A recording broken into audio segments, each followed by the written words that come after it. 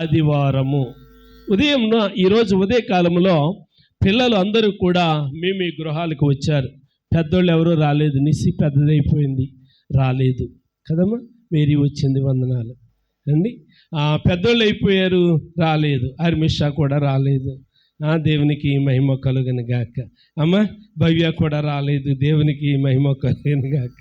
కాబట్టి ప్రియమైనటువంటి దేవుని బిడ్డలారా, ఈరోజు చాలామంది బిడ్డలు మీ గృహాలకి వచ్చి ఒక వార్తను తెలియజేశారు.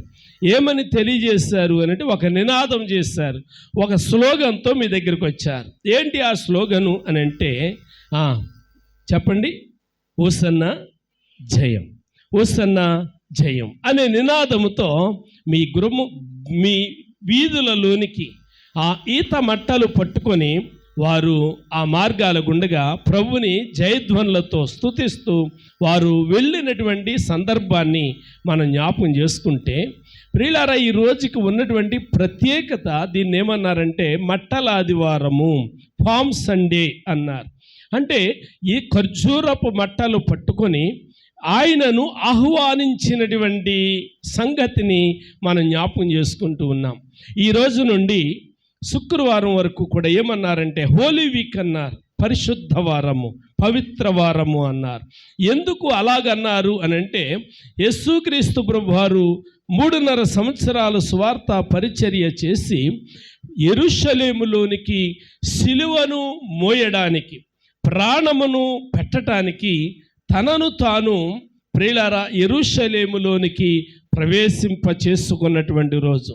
శిష్యులతో కలిసి ఆయన ఎప్పుడైతే యెరూషలేములోనికి వస్తూ ఉన్నాడో, ప్రియులారా ఆ ఊరిలో ఉన్నటువంటి వారు ఆ వార్త తెలియగానే యెరూషలేములో ఉన్నటువంటి వారు ఆయనను ఆహ్వానించడానికి బయలుదేరి వచ్చారు. దేవునికి స్తోత్రం కలుగును గాక.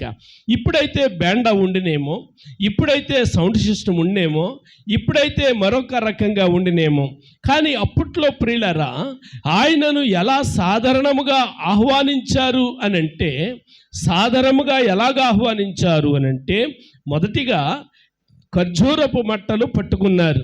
ఖర్జూరపు మట్టలు పట్టుకుంటూ జయనాదాలు చేసుకుంటూ ఉన్నారు. రెండవది ఏం చేశారు? ప్రోగ్రాం రాయట్లేదా? ఏం చేశారు అని కనుక ఆలోచన చేస్తే ప్రియులారా, వారు కొంతమంది బట్టలు తీసుకుని వచ్చి మార్గమధ్యంలో పరుస్తూ ఉన్నారు. అంటే ఒక రాజుగారు మన ఊరిలోనికి వస్తూ ఉన్నారు. ఆయనే రాజులకు రాజు, రాజాదిరాజు, ప్రభులకు ప్రభువు, లోకరక్షకుడు, లోక కళ్యాణార్థమై ప్రాణము పెట్టడానికి వచ్చినటువంటి వాడు అని చెప్పి గుర్తించి ప్రియులారా, కొందరు బట్టలు తెచ్చి, ఆ తివాచీలు తెచ్చి, మరికొందరు కొమ్మలు తెచ్చి మార్గమధ్యంలో ఆయన నడవడానికి పరుస్తూ ఉన్నారు. ఆయన గాడిద మీద ఉన్నారు. అలా ఉంటూ ఉన్నప్పుడు ప్రియులారా, ఆయన యెరూషలేములోనికి ప్రవేశిస్తూ ఉన్నటువంటి సంఘటన ఈరోజు మనం చదువుతూ ఉన్నాం. దీనినే మట్టల ఆదివారము అన్నారు. దీనినే ప్రియులారా పామ్ సండే అన్నారు.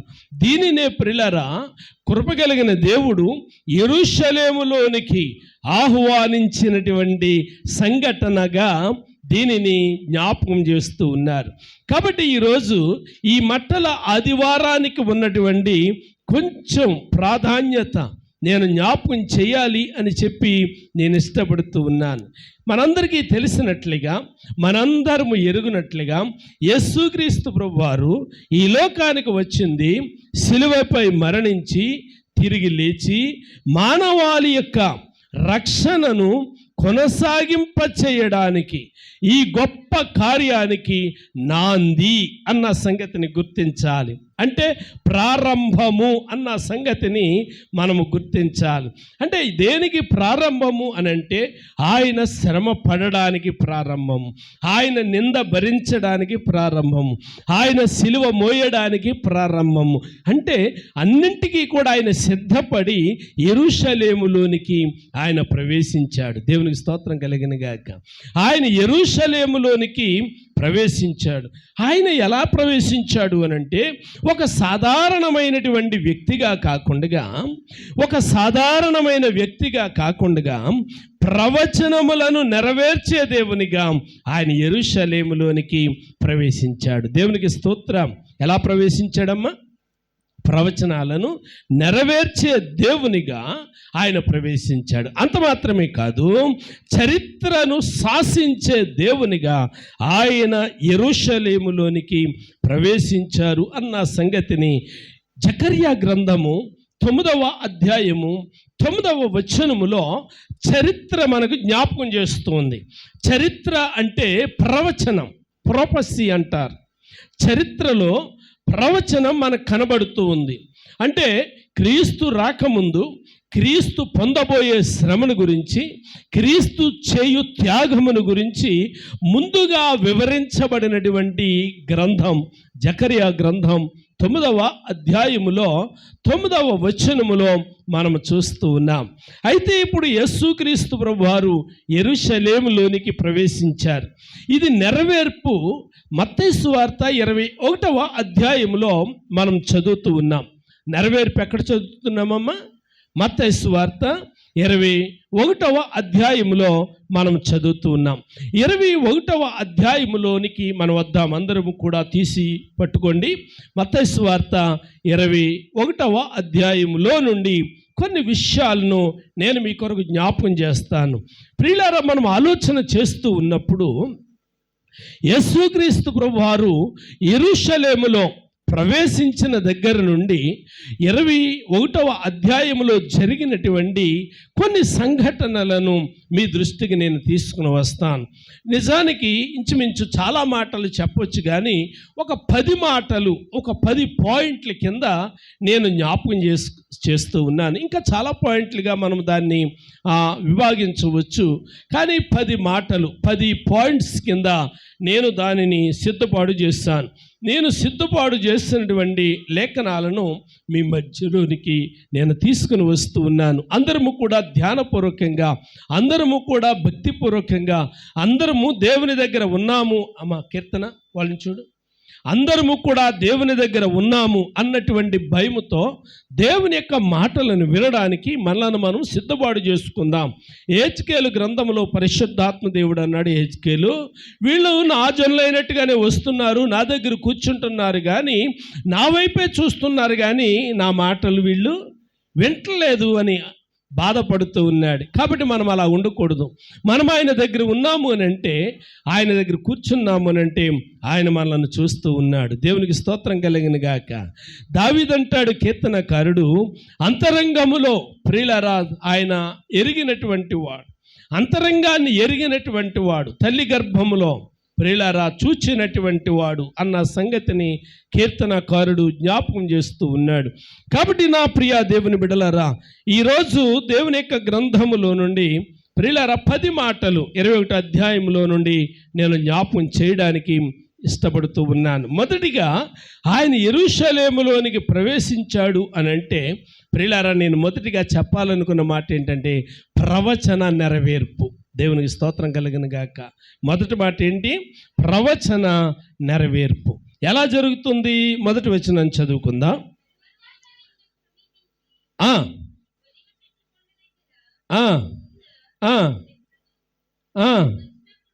చూడండి ప్రియులారా, ఆయన యెరూషలేమునకు సమీపించి ఒలీవ చెట్ల కొండ దగ్గర ఉన్న బెత్పేగేకు వచ్చినప్పుడు అనే మాట మనం చదువుతున్నాం. అంటే మొదటి మాట ప్రవచనము నెరవేరడానికి. ఇందాక జకర్యా గ్రంథంలో మనం చూసుకున్నాం కదా, జ్ఞాపకం చేసుకున్నాము కదా. కాబట్టి ప్రవచన నెరవేర్పుగా ఆయన యెరూషలేములోనికి ఆయన ప్రవేశించాడు. ఏది కూడా అనుకోకుండా జరగలేదు, ఏది కూడా అకస్మాత్తుగా జరగలేదు. ప్రతిదీ కూడా లేఖనముల నెరవేర్పు. ఆయన ఈ లోకానికి వచ్చింది లేఖనముల నెరవేర్పు. యెషయా గ్రంథములో 7వ అధ్యాయం 14వ వచనం, యెషయా గ్రంథములో 9వ అధ్యాయం 6వ వచనం, యెషయా గ్రంథములో 53వ అధ్యాయం, ఇవన్నీ కూడా ప్రవచనాలు. ఆమేన్. ఇవన్నీ ప్రవచనాలు. ప్రవచన నెరవేర్పుగా ఆయన మత్తయి సువార్తలో 1వ అధ్యాయం 21వ వచనంలో ఈ లోకానికి వచ్చాడు. ఆమేన్. కాబట్టి ప్రియ దేవుని బిడ్డలారా, అనుకోకుండా జరిగిన సంఘటనలు ఏమీ కాదు, అకస్మాత్తుగా జరిగిన సంఘటనలు ఏమీ కాదు. మన జీవితాల్లో అప్పుడప్పుడు జరుగుతూ ఉంటాయి కొన్ని అద్భుతాలు. మనం అనుకుంటూ ఉంటాము, నేను ఎప్పుడు ఊహించలేదు ఇలా జరుగుతుందని మనం అనుకుంటాము. కానీ దేవునికి సమస్తము కూడా సాధ్యం. ఆయనకన్నీ ఎరిగినటువంటి వాడు. కాబట్టి జకర్యా గ్రంథములో చెప్పబడినటువంటి ప్రవచనము నెరవేర్పు కోసం ప్రియులారా, ఆయన ప్రణాళిక ప్రకారము ఆయన యెరూషలేములోనికి ప్రవచనాన్ని నెరవేరుస్తూ ఉన్నాడు అన్న సంగతి ఈ లేఖనము మనకు జ్ఞాపకం చేస్తుంది. అయితే ఈ మొదటి మాటలో నేనేం జ్ఞాపకం చేయాలనుకుంటూ ఉన్నాను అని అంటే, మన జీవితాలలో కూడా ఒక స్పష్టమైనటువంటి ప్రణాళిక దేవుని కొరకు ఉంటుంది. అంటున్నారా? మన జీవితాలలో కూడా ఒక స్పష్టమైన ప్రణాళిక దేవుని కొరకు ఉంటుంది. దానిని మనము గుర్తించాలి. ఆమేన్. దానిని మనము గుర్తించాలి. మనము ప్రియులారా ఈజీగా మాట్లాడకూడదు. ఇదేదో నా పట్ల ఇది ఇలా జరుగుతుంది అని నేను అనుకోలేదు, ఇలా జరిగింది అనే దానికంటే దేవుని యొక్క చిత్తములో ఈ ప్రణాళిక జరిగింది, దేవుని యొక్క చిత్తములో ఇది జరిగింది అన్నట్టుగానే మనం ఉండాలి. అందుకే ఈ ప్రవచన నెరవేర్పును మనం చూస్తే జకర్యా గ్రంథంలో దేవుడు ప్రవచనాన్ని ఇచ్చాడు, మత్తయి సువార్తలో దాని యొక్క నెరవేర్పును ఆయన ఇస్తూ ఉన్నాడు. మత్తయి సువార్తలో ఆ నెరవేర్పును మనం చూస్తూ ఉన్నప్పుడు ప్రియులారా, మనకేం అర్థమవుతుంది అని గనక ఆలోచన చేస్తే ఆ మొదటి మాటలో ఆయన దైవ కుమారుడు. ఆమేన్. ఆయన దైవ కుమారుడు కాబట్టే అనుకోకుండా జరిగిన సంఘటన కాదు అని చెప్పి బయలుదేరడానికి ముందు, యెరూషలేములు రావడానికి ముందు శిష్యులతో అంటూ ఉన్నాడు, లేండి మనం వెళదాం, మనుష్య కుమారుడు పాపుల చేతికి చెప్పాలి అప్పగించబడబోతూ ఉన్నాడు. ఆయనను పట్టుకుంటారు, ఆయనను సిలువేస్తారు, కొడతారు, నిందిస్తారు, హింసిస్తారు అని ముందుగానే ఆయన జ్ఞాపకం చేస్తూ ఉన్నాడు. దేవునికి స్తోత్రం కలిగిన గాక. కాబట్టి ఆయన ఎలా యెరూషలేములోనికి ఎంట్రీ ఇచ్చాడు అని అంటే దైవ కుమారుడిగా ప్రియులారా ఆయన యెరూషలేములోనికి ఎంట్రీ ఇచ్చాడు. దేవునికి స్తోత్రం. రెండో మాట జ్ఞాపకం చేస్తున్నాను. ఆయన సర్వంతర్యామిగా యెరూషలేములోనికి ప్రవేశించాడు. సర్వంతర్యామి అని అంటే ఏంటి? అన్ని చోట్ల ఉండేవాడు. మనం చదువుకునేటప్పుడు తెలుగు పద్యాలు ఉంటూ ఉండేవి. ఇందు గలడు అందు లేడు వలదు సందేహము, ఎందెందు వెతికినా అందందు ఉండు విశ్వదాభిరామ. కాబట్టి ప్రియమైనటువంటి దేవుని బిడ్డలారా, ఆయన సర్వంతర్యామి, అన్ని చోట్ల ఉండగలిగినటువంటి వాడు, అన్ని చోట్ల ఉండేవాడు, అన్ని చోట్ల జరుగుతున్న దానిని చూచేవాడు, అన్ని చోట్ల జరుగుతున్న సంగతులను విచారించగలిగినటువంటి వాడు. టీవీలో ఒక ఆయన వస్తాడు, గుండు బాస్ అంటారు. ఆయన తెలుసా అమ్మా? గుండు బాస్ ఏం పేరు అయింది అమ్మా? గుండు బాస్ అమ్మా? లలిత జ్యువెలర్. భారతదేశంలో ఇంచుమించు చాలా బ్రాంచులు ఉన్నాయి ఆయనకి. ఓసారి ఇంటర్వ్యూ ఇచ్చాడు. అయ్యా, ఇన్ని షాపులను మీరు ఎలాగూ పర్యవేక్షించగలుగుతూ ఉన్నారు? ఎక్కడ ఎంత అమ్ముతుందో, ఎక్కడ ఎంత వస్తుందో, ఎక్కడ ఎలా జరుగుతుందో, ఎక్కడ పనివారు నమ్మకంగా పనిచేస్తున్నారో మీరు ఎలాగూ పర్యవేక్షించగలుగుతూ ఉన్నారు? హైదరాబాద్లో ఉంటే బెంగళూరులో ఉండలేరు కదా, బెంగళూరులో ఉంటే చెన్నైలో ఉండలేరు కదా, చెన్నైలో ఉంటే ఢిల్లీలో ఉండలేరు కదా, మీరు ఎలాగూ చూస్తున్నారు అని చెప్పి దీనిని ఎలా పర్యవేక్షిస్తున్నారు అని చెప్పి ఓ రోజున టీవీ ఇంటర్వ్యూ చేశారు. ఆయన అన్నాడు, ప్రతి షాపుకి కూడా సీసీ కెమెరా ఉంటుంది. ఎన్ని రాష్ట్రాలలో షాపులు ఉన్నాయో అన్ని షాపులకి సంబంధించినటువంటి సీసీటీవీ ఫుటేజ్ ఇదిగో ఎంత పెద్ద తెర పెట్టుకుని ఒక్కొక్క షాపు ఫుటేజు నేను చూస్తూ పర్యవేక్షిస్తూ ఉన్నాను అన్నాడు. దేవునికి స్తోత్రం కలిగిన గాక. అంటే ప్రియులారా, మనుష్యులముగా కంటికి కనబడితేనే కానీ మనము దానిని నమ్మలేము, చూడలేము. కానీ ఇక్కడ మనం ఆలోచన చేసినట్లయితే ప్రియులారా, కృపగలిగిన క్రీస్తు ప్రభువారు ఎలాంటి వారు అని కనుక ఆలోచన చేస్తే సర్వంతర్యామి.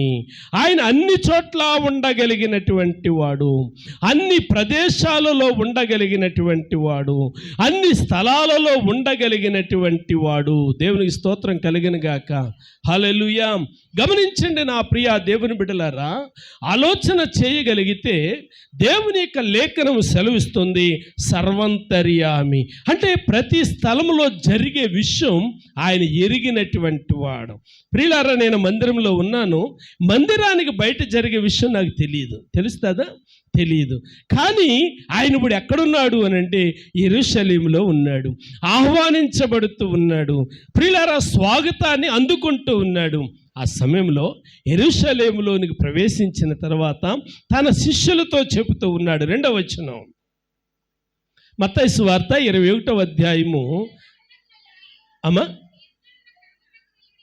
మీరు మీ ఎదుటనున్న గ్రామమునకు వెళ్ళుడి, వెళ్ళగానే కట్టబడి ఉన్న యొక్క గాడిదయు దానితోనున్న యొక్క గాడిద పిల్లయు మీకు కనబడును. వినండి ప్రియులారా, ఈ విషయం ఆయన మాట్లాడినటువంటి విధానాన్ని మనం జ్ఞాపకం చేసుకుంటే ఆయన ఎలా మాట్లాడాడో విషయాన్ని, అంటే ఆయనతో ఎవరో చెప్పినట్లుగా మాట్లాడా, ఆయన చూసినట్లుగా మాట్లాడా? చదవాలి. మరోసారి చదువుతున్నప్పుడు మనసు పెట్టండి. రెండోసారి 2వ వచనం మరలా చదవమ్మా, చదవమ్మా.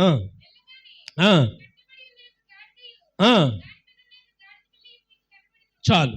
ఇక్కడ ఎలా మాట్లాడాడు ఆయన? అమ్మా చెప్పాలి.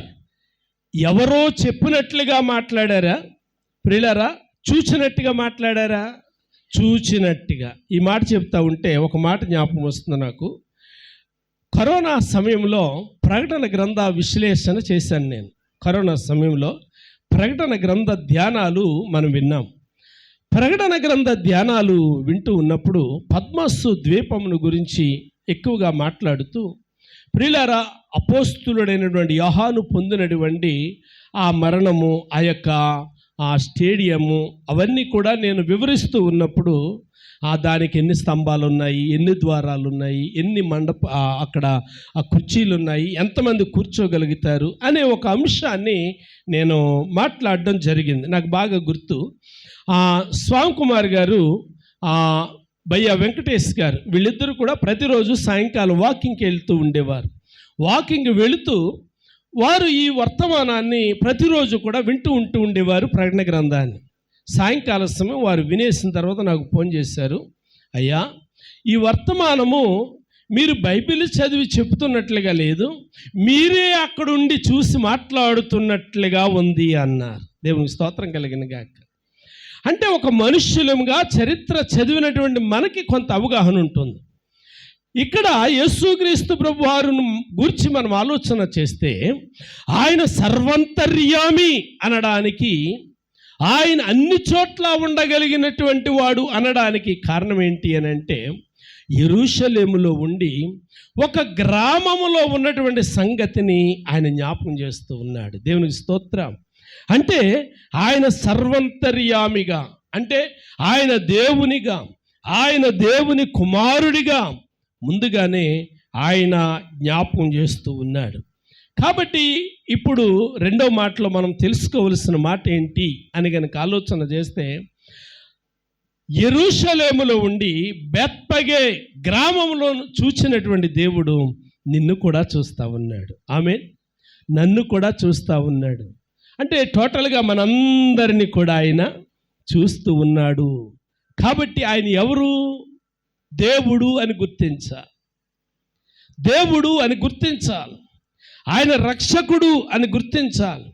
ఆయన మన కొరకు ప్రాణము పెట్టడానికి వచ్చినటువంటి వాడు అన్న సంగతిని మనము గుర్తించాలి అని చెప్పి నేను ప్రేమతో మనం చేసుకుంటూ ఉన్నాను. కాబట్టి 2 మాటలు మనం జ్ఞాపకం చేసుకున్నాం. మొదటి మాట ఏంటో చెప్పండి? ప్రవచన నెరవేర్పు. అంటే ప్రవచన నెరవేర్పులో ఆయన్ని మనం ఎలా గుర్తించాలి? మనుష్య కుమారుడిగా కాదు, దేవుని కుమారుడిగా గుర్తించాలి. అంటే దేవునిగా గుర్తించాలి. నీ కోసం చనిపోవడానికి వచ్చిన వాడు ఆయనే, నీ కోసం ప్రాణం పెట్టడానికి వచ్చినటువంటి వాడు ఆయనే, నా కోసము ప్రాణత్యాగము చేయడానికి పరము నుండి భూమికి దిగి వచ్చినటువంటి వాడు ఆయనే అని చెప్పి అంగీకరించాలి. రెండవదిగా ప్రియా దేవుని బిడ్డలారా, సర్వంతర్యామి, అన్ని చోట్ల ఉండగలిగినటువంటి వాడు. అందుకే ఆయన యెరూషలేములో ఉండి బెత్పగే గ్రామములో జరగబోయే సంగతులను చూచి శిష్యులతో ఆయన జ్ఞాపకం చేశాడు అన్న సంగతిని మనం గుర్తించాలి. ఇక 3వ సంగతి నేను జ్ఞాపకం చేస్తూ ఉన్నాను, విధేయతకు దొరికే ప్రతిఫలం. 3వ మాట ఏంటమ్మా? విధేయతకు దొరికే ప్రతిఫలం. విధేయతకు దొరికే ప్రతిఫలం ఎలాగుంటుంది? ఒకసారి 6వ వచనాన్ని చదువుదాము. మత్తయి సువార్త 21వ అధ్యాయంలో 6వ వచనాన్ని చదివితే ఇలా వ్రాయబడి ఉంది, శిష్యులు వెళ్ళి శిష్యులకు తమకు ఆజ్ఞాపించిన ప్రకారము చేసి ఆ గాడిదను దాని పిల్లను తోలుకొని వచ్చి వాటి మీద తమ బట్టలు వేయగా ఆయన బట్టల మీద కూర్చుండెను.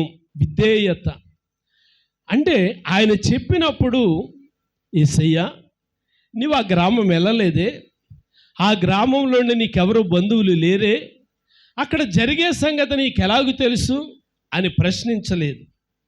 ఆ సంగతిని వారు ఎదురు మాట్లాడలేదు. ఆయన చెప్పినప్పుడు అక్కడ ఉన్నటువంటి ఆ శిష్యులు విధేయత చూపించారు. దేవునికి స్తోత్రం. విధేయత ప్రతిఫలం ఏంటో చెప్పనా? యేసుప్రభు అంటా ఉన్నారు, నా తండ్రి రాజ్యంలో మీరును 12 సింహాసనముల మీద ఆసీనులయ్యందరు. అబ్బా, ఎంత గొప్ప భాగ్యం! అసలు ఆయన పాదాల దగ్గర ఆసీనులు అవ్వడమే గొప్ప భాగ్యము అరుదనుకుంటే, శిష్యులకి ఆయన ఇచ్చిన వరం ఏంటి అని అంటే, మీరు సింహాసనముల మీద ఆసీనులయ్యి ఉండదురు. మీరు భూమి మీద దేనిని బంధింతారో అది పరలోకంలో కూడా బంధించబడతాది, దేనిని భూమి మీద విప్పుతారో అది పరలోకంలో కూడా విప్పబడుతుంది. అంటే ఒక అధికారాన్ని ప్రియులారా శిష్యులకి ఇచ్చాడు. ఒక మాట జ్ఞాపకం చేయమంటారా? విధేయతకు ప్రతిఫలం కేవలము మోషే ఒక మనిషి, కానీ తండ్రి అయినటువంటి దేవుడు మాట్లాడినప్పుడు విధేయత చూపించాడు. మోషే నీ చెయ్యెత్తు, నీ చేతిలో ఉన్న కర్రెత్తు అన్నాడు. మోషే చేతిలో ఉన్న కర్రెత్తగా విధేయత ప్రతిఫలం సముద్రం ఏమైపోయింది? అబ్బా, ఎంత అద్భుతమో కదా! విధేయతకు కలిగిన ప్రతిఫలం. యోహాను సువార్తలో 2వ అధ్యాయంలో మనం చదువుతాము, విధేయతకు ప్రతిఫలం అంటే యేసుప్రభు వారు అన్నారు, నీళ్లతో నింపండి. అడగాలి కదా, ప్రభువా ఇప్పటి వరకు మేము ద్రాక్షారసం పంచాము, అడగాలి కదా, మాట్లాడాలి, ప్రశ్నించాలి. కానీ వారు ప్రశ్నించలేదు. విధేయత ఏం చేశారు? నీళ్లతో నింపేశారంతే. ఇంకా ద్రాక్షారసమా డ్రింక్స్ అక్కడ కావలసిన వాళ్ళకి అనవసరం. వారు చూపించింది ఏంటో తెలుసా? విధేయత. ప్రియులారా, 2వ పార్ట్లోకి వస్తే, ఇప్పుడు యేసుప్రభు వారు ప్రార్థన చేసి దాన్ని అభిషేకించారు. ఇప్పుడు యేసుప్రభు వారు అంటున్నారు, మీరు దీన్ని తీసుకెళ్ళి ముంచి పట్టుకెళ్ళి పంచండి అన్నారు. ప్రియులారా, ఇందాక నింపారు, ఇప్పుడు పంచమంటున్నాడు ఆయన. ఇందాక అనుమానం రాకపోతే ఇప్పుడైనా అనుమానం రావాలి కదా. బాణల్లో నింపడానికి అనుమానం రాకపోతే పర్వాలేదు, ఇప్పుడు పంచడానికి అనుమానం రావాలి కదా. అయ్యా, అదిగో పెళ్ళికూతురు తరపు పెద్దలాళ్ళందరూ, లేక పెళ్ళికొడుకు తరపు పెద్దలాళ్ళందరూ, ఆ ఎదురునవ్వులకేమో ద్రాక్షారసం ఇచ్చి మాకేమో నీళ్ళు అట్టుకొచ్చి ఇస్తున్నామేంటి అని ప్రశ్నిస్తారు. మేమేమైపోవాలి, మేమేమి సమాధానం చెప్పాలని అడగాలి. కానీ వారు అడగలేదు, వారు ప్రశ్నించలేదు. ఏం జరిగింది అని అంటే విధేయత. ఆమేన్. వారు విధేయత ప్రతిఫలం ఏంటో చెప్పనా? అక్కడ ఉన్నటువంటి కొరత ఎలా తీరింది అని అంటే నీటినే ద్రాక్షారసముగా మార్చేశాడు. ఆమేన్. కాబట్టి ప్రియమైనటువంటి నా దేవుని బిడ్డలారా, దైవజనుడు మోషే ఎలాంటి ప్రశ్న వేయకుండా విధేయత చూపించాడు. ఏమాత్రము ప్రశ్నించకుండా విధేయత చూపించాడు. కాబట్టి విధేయత ప్రతిఫలం ఏంటో చెప్పిన మోషేకి 40 సంవత్సరాలు దేవుని చేతిలో ప్రియులారా ఒక యాజకుడుగా, ప్రియులారా ఒక న్యాయాధిపతిగా, లేకపోతే ఒక ప్రవక్తగా దేవుడు స్థిరపరిచాడు. దేవునికి స్తోత్రం కలిగిన గాక. హల్లెలూయా, హల్లెలూయా. కాబట్టి నా ప్రియమైనటువంటి దేవుని బిడ్డలారా, దేవుని యొక్క లేఖనాలు సెలవిస్తూ ఉన్నాయి, దేవుని యొక్క గ్రంథం సెలవిస్తుంది విధేయత ప్రతిఫలము. శిష్యులు విధేయత చూపించారు, వెళ్ళారు, ఆ యొక్క ప్రియులారా గాడిదను విప్పి తోలుకొని వచ్చారు. దేవునికి స్తోత్రం. ఎన్ని మాటలు విన్నాం మనం? ఎన్ని మాటలు విన్నాం? 3 మాటలు విన్నాం. 3వ మాటలో విధేయత. మరి పరిశుద్ధాత్మ దేవుడు నీతో ఎన్నిసార్లు మాట్లాడుతూ ఉన్నాడు? చాలాసార్లు మాట్లాడుతూ ఉన్నాడు.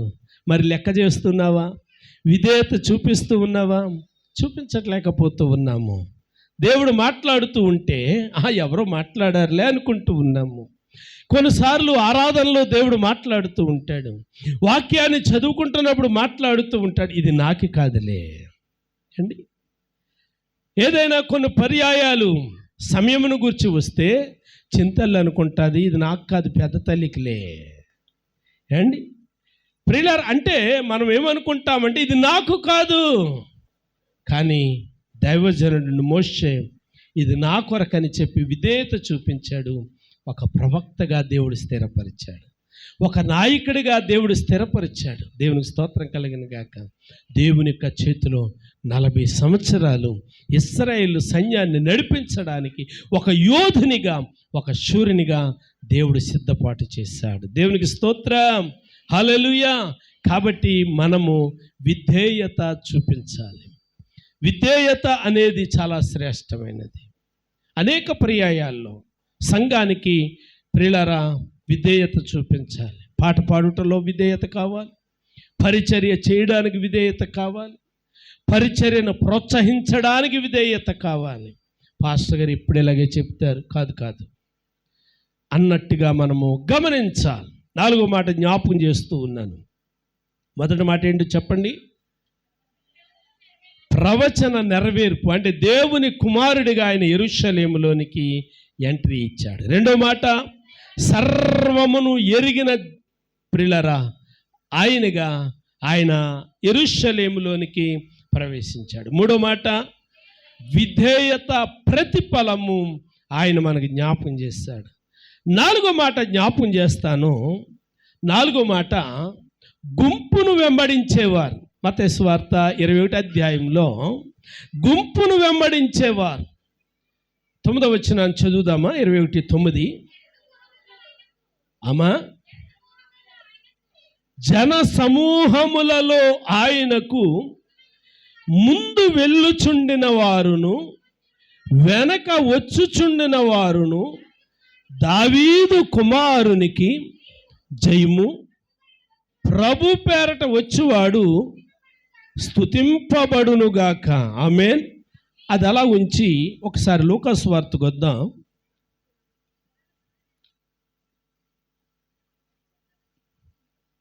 లూకాసు వార్త దానికంటే ముందు మత్తయి సువార్తలోనే 27వ అధ్యాయము, మత్తయి సువార్తలో 27వ అధ్యాయము 22వ వచనంలో మనం చదువుదాం. 27, 22. పిలాతు అలాగైతే క్రీస్తు అనబడిన యేసును ఏమి చేతునని వారిని అడగగా సిలువ వేయుమని అందరూ చెప్పిరి. 4వ మాట ఏంటమ్మా? 4వ మాట ఏమనుకున్నాము? గుంపును వెంబడించిన వారు. 4వ మాట ఏంటమ్మా? గుంపును వెంబడించిన వారు. ఇందాక 21:9లో మనము ఒక వచనాన్ని చదివాం.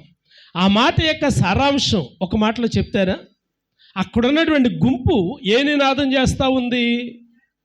అమ్మ, దావీదు కుమారునికి జయము, జయము అని నినాదం చేస్తూ ఉంది. మత్తయి సువార్తలో 27 అధ్యాయంలో మరో వచనం చదివాం. ఆ గుంపు ఏమి నినాదం చేస్తుంది? కాదు, 27 ఇప్పుడు చదువుకున్నాం కదా, సిలువ వేయము. ముందు మాట చెప్పండి, ఏమి నినాదం చేస్తున్నారు? దావీదు కుమారునికి జయము. రెండో గుంపు ఏమని నినాదం చేస్తుంది? సిలువ వేయము, సిలువ వేయము. అంటే గుంపును వెంబడించే క్రైస్తవులుగా మనం ఉండకూడదు, గుంపును వెంబడించే విశ్వాసులుగా మనం ఉండకూడదు. ఎందుకు అని అంటే మాట జ్ఞాపకం చేస్తాను. ఇప్పుడు యేసుక్రీస్తు ప్రభు వారు యెరూషలేములోనికి ఎంటర్ అవుతూ ఉంటే ఆదివారం నాడు ప్రియులారా మట్టలు పట్టుకొని ఎదురున్నటువంటి వారు దావీదు కుమారునికి జయం జయం, హోసన్నా జయం, ప్రభు పేరట వచ్చు వానికి ఘనత మహిమ ప్రభావములు కలుగునుగా కానీ పాటలు పాడుతూ ఉంటే వెనకాల ఉన్న గుంపు వాళ్ళు ఎందుకు అంటున్నారో తెలియదు, వీళ్ళు కూడా వారితో కలిసి ఏమంటున్నారు? తందాన తాను అన్నట్లుగా వీళ్ళు కూడా హోసన్నా జయం జయం జయం అని పాడుకుంటూ ముందుకెళ్ళిపోతూ ఉన్నారు. ఇదే గుంపు లక్ష్మీవారం రాత్రికి, ఆదివారం ఇలా జరిగింది కదా, ఇదే గుంపు గురువారం రాత్రికి పిలాతు దగ్గర తీరుస్తున్నటువంటి సమయంలో ఏమంటా ఉన్నారు? సిలువ వేయము, సిలువ వేయము. ఎందుకంటున్నారో తెలియదు, గుంపును వెంబడించే క్రైస్తవులు. కాబట్టి మనము ఎలా ఉండాలి అని అంటే గుంపును వెంబడించే విశ్వాసులుగా ఉండకూడదు, గుంపును వెంబడించే క్రైస్తవులుగా మనం ఉండకూడదు. మరి మనం ఎలాగుండాలి అని గనక ఆలోచన చేసినట్లయితే మనము చేసే భక్తి ఇతరులను ఇమిటేట్ చేసి చేయకూడదు. భక్తి, ఆ అమ్మాయి పాట పాడుతుంది కాబట్టి నేను పాట పాడాలి, ఆ అమ్మాయి వాక్యం చదివింది కాబట్టి నేను వాక్యం చదవాలి, ఆ అమ్మాయి గుడికి వెళ్తుంది కాబట్టి నేను గుడికి వెళ్ళాలి. ఏం ఉపయోగం లేదు. నీ భక్తి ఎలా ఉండాలి అని అంటే గుంపును వెంబడించే భక్తిగా ఉండకూడదు, నీకుగా భక్తి ఉండాలి. ఆమేన్. నీకు అంతరంగంలో ప్రభును ఆరాధించే మనస్సు ఉండాలి, నీకు అంతరంగంలో ప్రభు దగ్గరికి రావాలి అనే మనస్సు ఉండాలి. ఇవాళ వీరమ్మ గారు మన మధ్యలో ఉన్నారు. ఎక్కడి నుంచి వచ్చారు ఆవిడ? చర్చి పక్క నుంచి కాదు, చర్చి వెనకాల నుంచి, అంతకంటే కాదు. ఎక్కడి నుంచి వచ్చారు? ములికిపల్లి నుండి వచ్చారు. ఏ మోటార్ సైకిల్ మీద వచ్చారు చెప్పండి? నడుచుకుంటూ వచ్చారు. ములికిపల్లి నుండి నడుచుకుంటూ వచ్చారు. ఎందుకు వచ్చారు? వారికి ఉన్నటువంటి భక్తి ఆమె అంతరంగం మీద ఆధారపడి ఆమె ఇలాగ అనుకుంది, నేను ఈరోజు మందిరానికి వెళ్ళాలి, నేను ఈరోజు ప్రభు దగ్గరికి వెళ్ళాలి అని చెప్పి ప్రియులారా ఆమె నిర్ణయించుకున్నారు. కాబట్టి నడక ఆమెకు భారం కాలేదు, దూరం ఆమెకు అడ్డు కాలేదు. వింటున్నారా చింతల్లి? దూరం ఆమెకు అడ్డు కాలేదు, నడక ఆమెకు భారం కాలేదు. గుంపును వెంబడించే భక్తి కాదు కావలసింది, వ్యక్తిగతమైన భక్తి కావాలి. ఎవరో చదువుతున్నారని చదవద్దు, ఎవరో రాస్తున్నారని రాయొద్దు. ఏం ఉపయోగం? నీకుగా ఒక ఆలోచన ఉండాలి, ఒక గురి ఉండాలి. కాబట్టి ప్రియమైనటువంటి దేవుని బిడ్డలారా, భక్తి అనేది ఇతరులను చూసి చేసేదిగా ఉండకూడదు. ఎలా ఉండాలి అని అంటే స్థిరమైన విశ్వాసముతో చేసే భక్తి అయి ఉండాలి. గుంపును వెంబడించే భక్తి నీకు పనికిరాదు, గుంపును వెంబడించే భక్తి నీకు ఆశీర్వాదం కాదు. కాబట్టి అక్కడ ఉన్నటువంటి గుంపు ఎదురున్నటువంటి వారు హోసన్నా జయమంటా ఉంటే వాళ్ళు ఎందుకన్నారు? వీళ్ళకి తెలియదు, వీళ్ళు కూడా తందాన తానని చెప్పి హోసన్నా జయమన్నారు. అదే గుంపు లక్ష్మీవారం రాత్రికి ఏమంటున్నారమ్మా? సిలువేయము సిలువేయము అంటున్నారు. ఎందుకన్నారు? అర్థం కాదు. ఎందుకన్నారు రా అంటే ఎదరోళ్ళు అన్నారు మేము అన్నాము, ఎదరోళ్ళు అన్నారు మేము అన్నాము. కాబట్టి నా ప్రియమైనటువంటి దేవుని బిడ్డలారా, మత్తయి సువార్త 21 అధ్యాయంలో 4 మాటలు మనం నేర్చుకున్నాము. మొదటిది, క్రీస్తు ప్రభువారు ఎవరు అని అంటే ఆయన ప్రవచనములను నెరవేర్చే దేవుడిగా యెరూషలేములోనికి ఆయన వస్తూ ఉన్నాడు. రెండో మాట జ్ఞాపకం చేస్తూ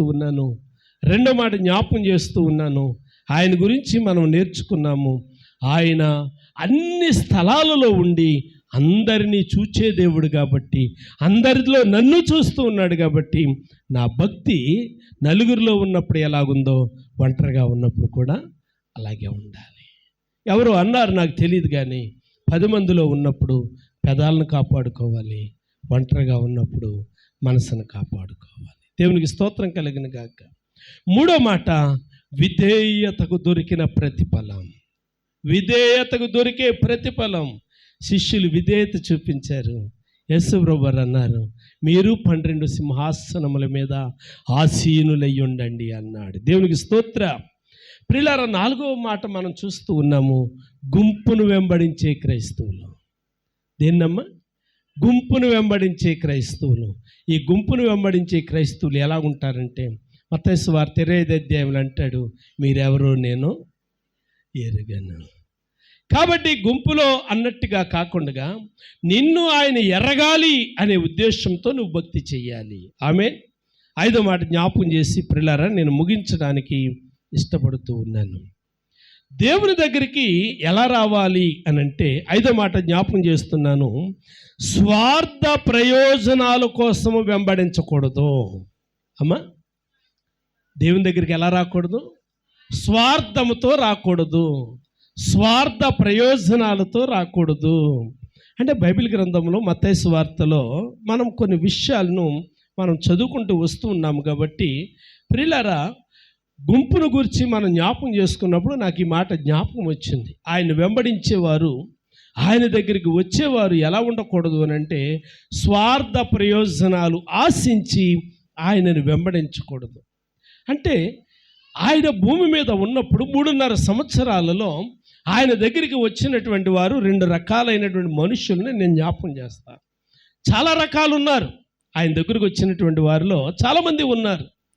చాలామందిలో ఇద్దరిని నేను జ్ఞాపకం చేస్తాను. మొదటి రకం ఎవరు అని అంటే, మొదటి రకం ఎవరు అని కనుక ఆలోచన చేస్తే లూకాసు వార్త 9వ అధ్యాయము, లూకాసు వార్త 9వ అధ్యాయము 13వ వచనములో ఇలా వ్రాయబడి ఉంది.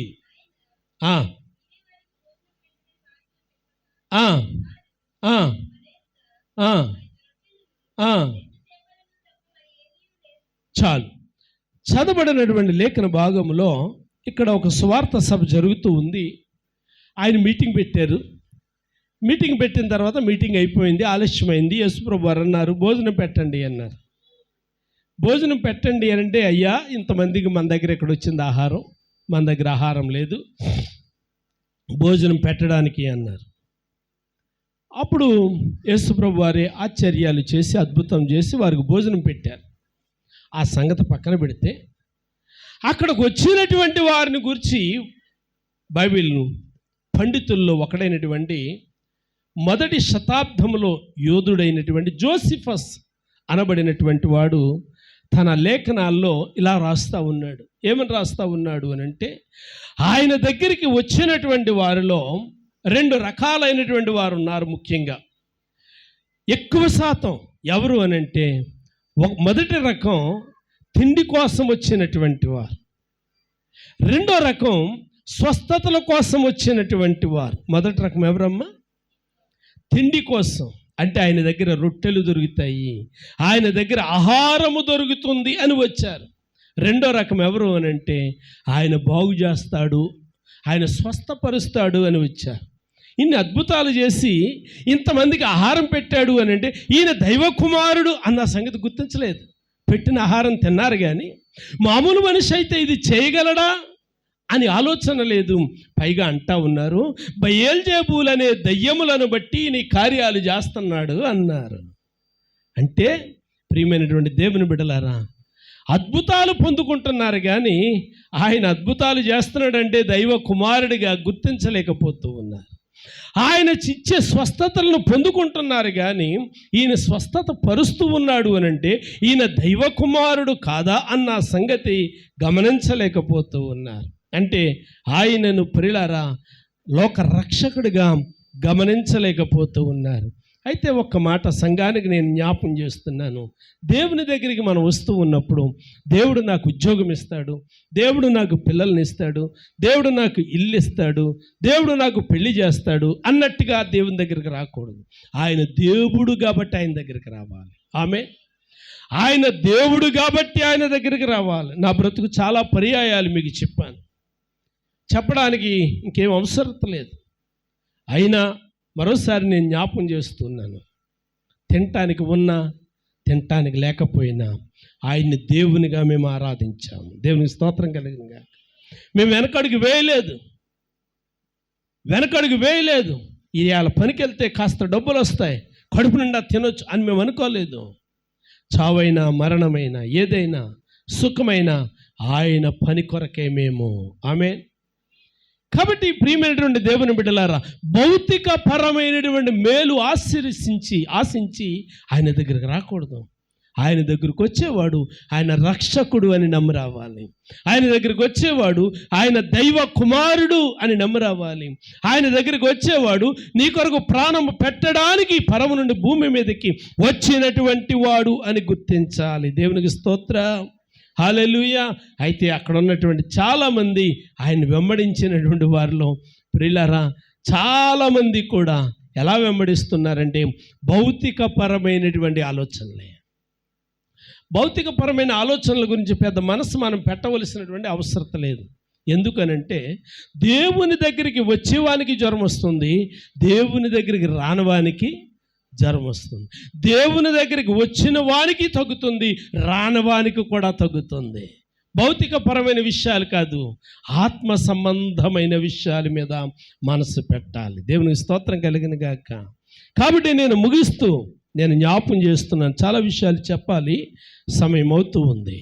కాబట్టి నేను జ్ఞాపకం చేస్తూ ఉన్నాను, యెరూషలేములోనికి ప్రవేశించినటువంటి ఆ గాడిద మీద ఉన్నటువంటి ఆ క్రీస్తును ఎలా చూస్తూ ఉన్నారు?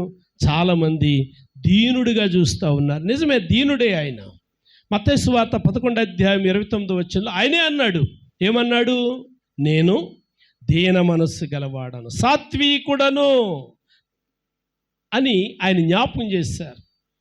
కాబట్టి గాడిద మీద వస్తున్నాడు అని అంటే దీనుడు, చేతకానివాడు కాదు సుమ. అలాగే చూశారు, దీనుడిగా చూశారు, చేతకానివాడుగా చూశారు.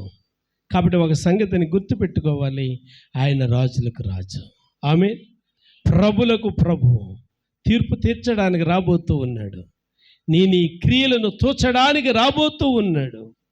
యెరూషలేములోని ప్రవేశించినప్పుడు అలా చూడలేకపోయారు. దైవ కుమారునిగా ఆహ్వానించగలిగినటువంటి వారు ఆహ్వానించారు. ఆహ్వానించినటువంటి వారి గురువారం రాత్రికి సిలువేయమని గుంపులో కలిసిపోయారు. కాబట్టి గుంపులో కలిసిపోయేవారుగా మనం ఉండకూడదు. గుంపులో కలిసే భక్తి నీకు ఉండకూడదు. ప్రియులారా, అపవాది నిన్ను ప్రశ్నించినప్పుడు చావైనా దీవెనైనా ఆయనతోనేని యోబు అలే చెప్పే మనసు ఉండాలి. దేవునికి స్తోత్రం కలిగిన గాక. అబ్రాహామును ప్రశ్నించినప్పుడు ఇచ్చినట్టే ఇచ్చి ఇంతదాగా చేస్తావా అనలేదు. ఏమన్నాడు? నీ చిత్తమే సిద్ధించును గాక అన్నాడు. ఆమేన్. ప్రియా దేవుని బిడ్డలారా, నేను ముగిస్తూ జ్ఞాపకం చేస్తూ ఉన్నాను, మనలను మనం పరిశీలించుకుందాం, మనలను మనం పరీక్షించుకుందాం. ఎలాంటి భక్తి మంది? గుంపులో కలిసిపోయే భక్త, దేవుడు మెచ్చే భక్త? గుంపులో కలిసిపోయే భక్త, దేవుడు నిన్ను చూచి బలానమ్మకమైన మంచి దాసుడా అని పిలిచే భక్త? ఎలాంటి భక్తిలో మనం ఉన్నాము అన్న సంగతిని మనలను మనం పరిశీలించుకుందాం, పరీక్షించుకుందాం. దేవుడి మాటలను మన కొరకు దీవించునుగాక. ఆమేన్. ప్రార్థన చేద్దాం. పరిశుద్ధుడైన మా తండ్రి, గనుడైన మా ప్రభువా, మహోన్నతుడా, నీకు వందనాలు, స్తోత్రాలు చెల్లిస్తున్నాను. ఈ మధ్యాహ్న కాల సమయంలో ప్రభువా, 2000 సంవత్సరాల కిందట పరలోకాన్ని భూలోకాన్ని కరుదించి మా కొరకు నిందలు భరించడానికి, హింసను పొందడానికి, సిలువను మోయడానికి ప్రవేశించినటువంటి దినమును ప్రభువా మేము జ్ఞాపకం చేసుకుంటూ ఉన్నాం. మేము జ్ఞాపకం చేసుకున్నప్పుడు మా భక్తిని మేము పరీక్షించుకోవడానికి, మమ్మలను మేము పరీక్షించుకోవడానికి కృప చేయండి. నీ రాకడలో ఎత్తబడే భక్తి ప్రభువా మేము సమకూర్చుకోవడానికి సహాయం చేయండి. వర్తమానం ద్వారా బిడ్డలను దీవించండి. యేసు నామమున అడుగుచున్నాను తండ్రి, ఆమేన్. ఆమేన్.